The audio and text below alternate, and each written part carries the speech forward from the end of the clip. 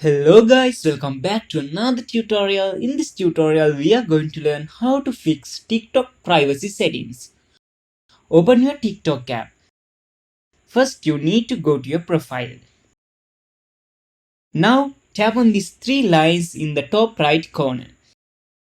Then you need to go to privacy option in here. Next, tap on this privacy option. So here, there is an option to set an account to be completely private. These two. It says suggest your account to others. So you could make sure anything that you don't want suggested as far as your account goes it turned off. So you don't want to suggest it to your contact or Facebook friends. You can turn off them.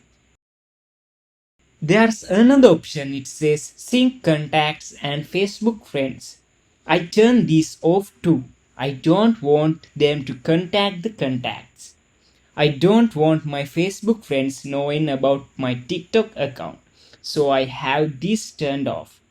Then you have comments under the comments tab. Basically, you could make sure that you decide who comment on your video. So if you just want friends so no one to comment on it, set that here, and then you could go ahead and add filter comments and add comments filters as well. Hope this video was helpful for you guys. See you in the next video.